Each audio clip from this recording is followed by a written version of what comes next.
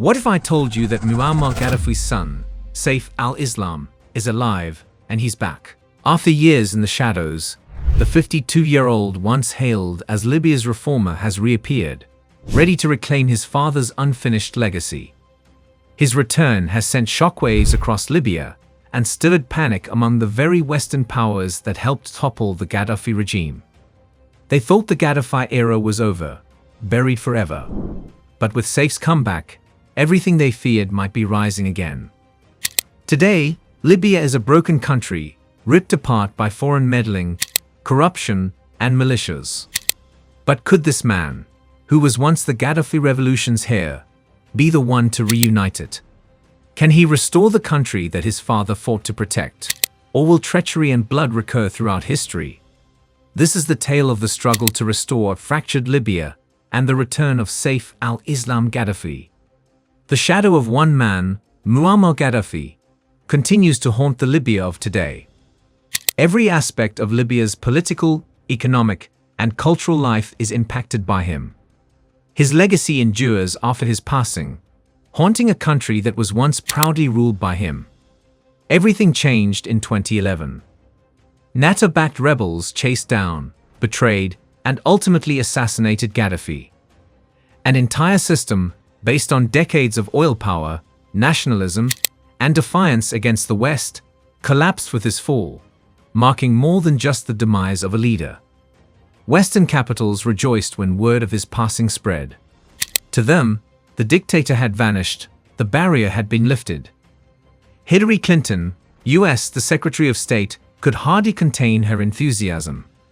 She said the now famous words, "We came, we saw, he died," while laughing on tape. We came, we saw, he died. Yes, he died, we saw him, and we came. In a terrifying triumph over death. The journalist next to her also burst out laughing. However, beneath those giggles was the quiet of a country, a Libya that would soon devolve into anarchy.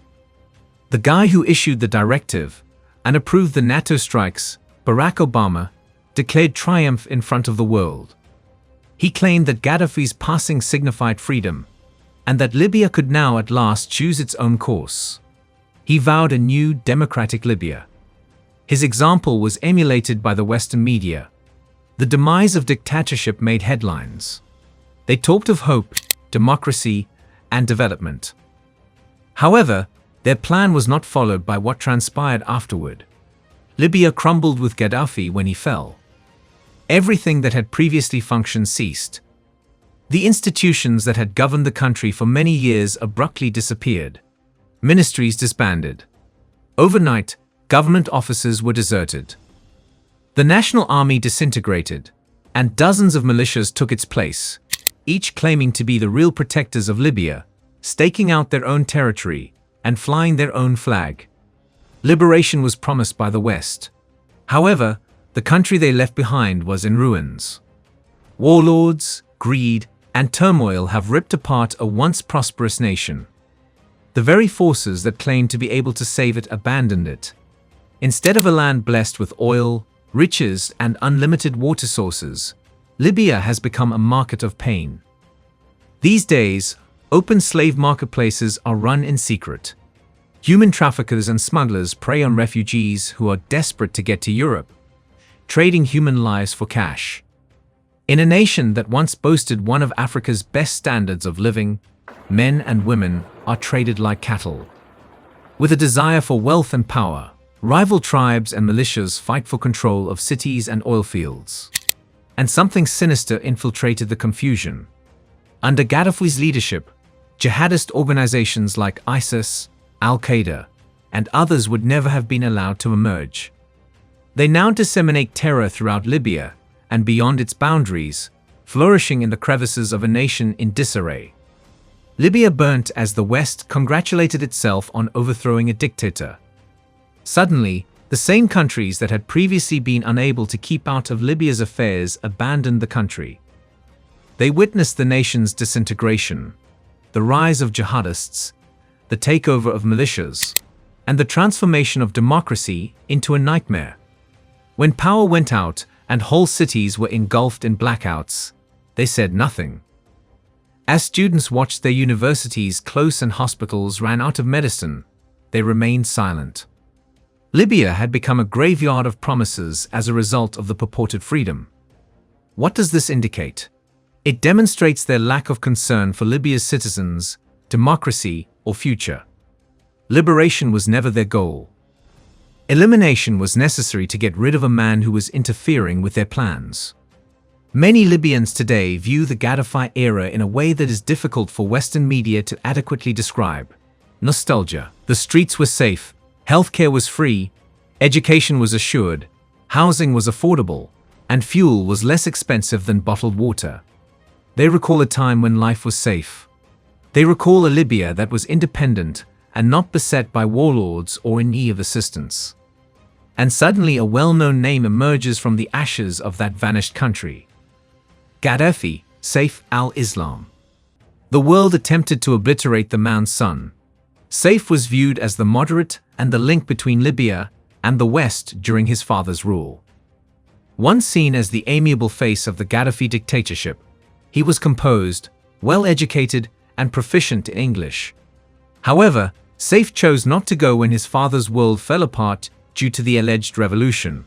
He refused to back down. "We fight here in Libya," he said, addressing the rebels and foreign forces directly. "Here in Libya, we perish."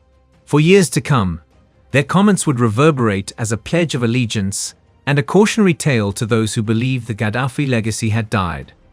However, destiny had other ideas.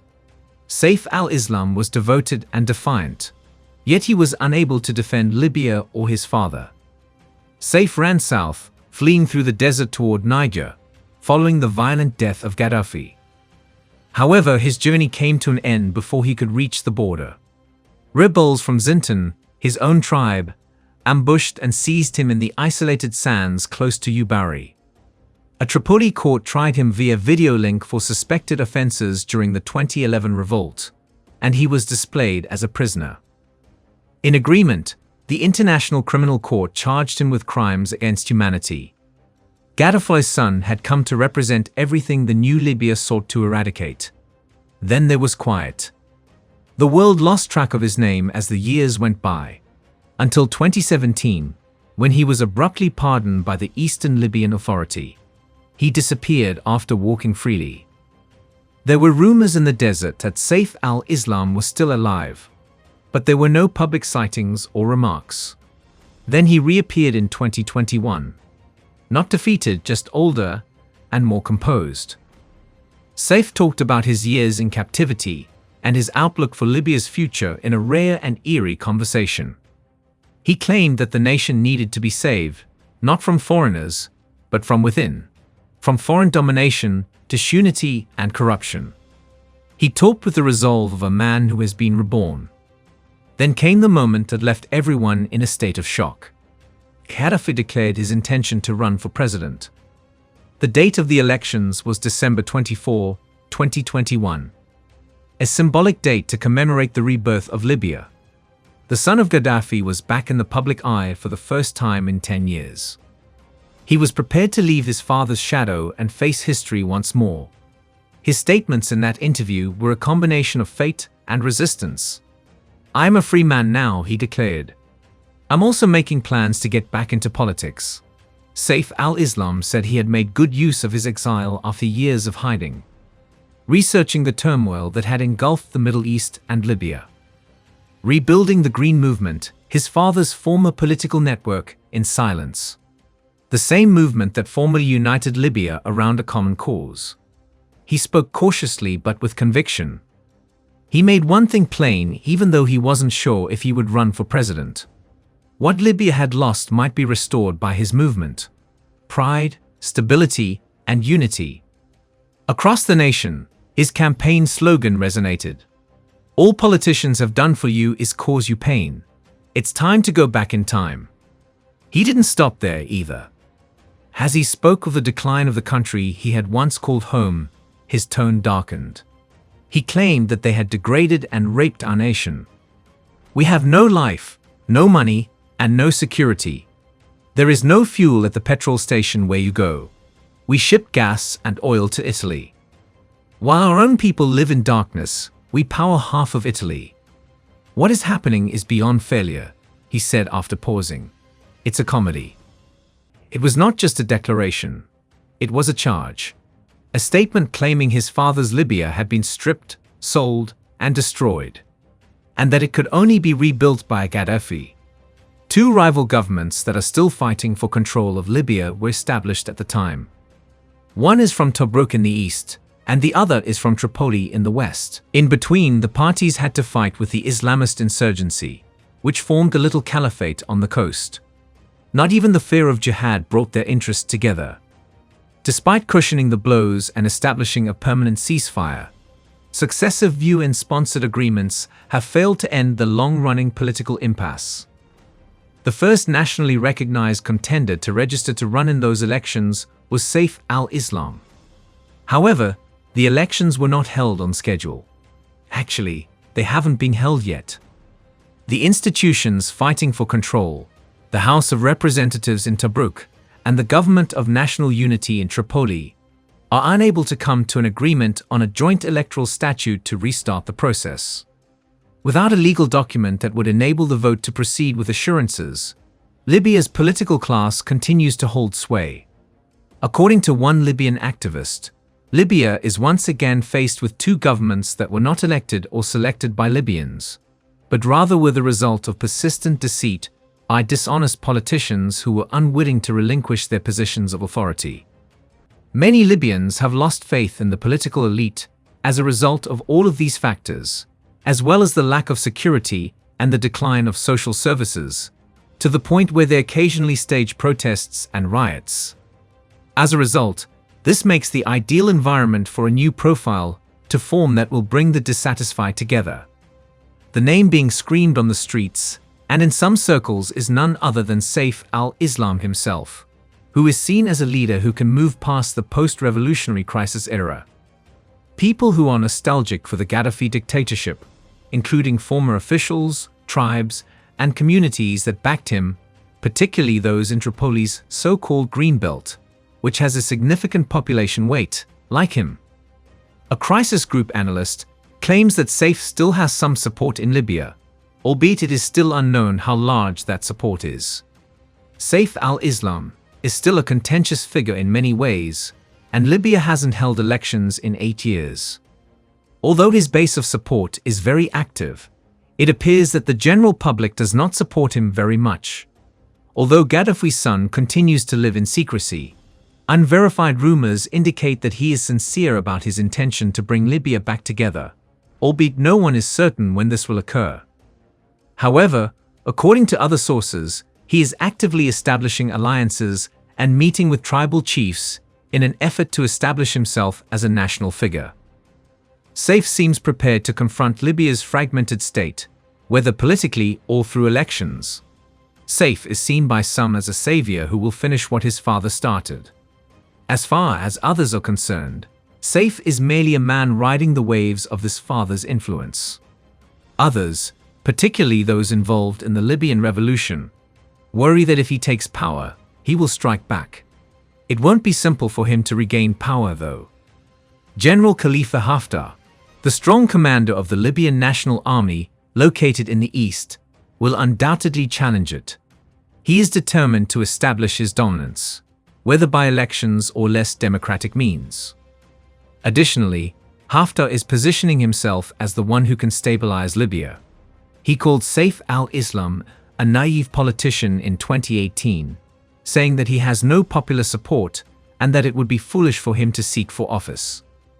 However, Haftar might not be the most accurate indicator of Gaddafi's level of support.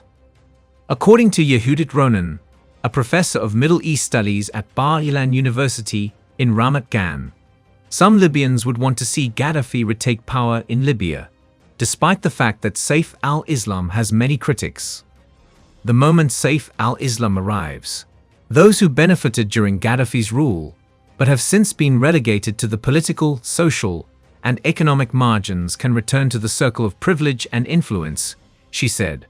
They are from Tripoli, Western Libya, the army, and armed and tribal groups that worked alongside his father for 40 years. The southern region of the nation also has a high level of support for Saif al-Islam.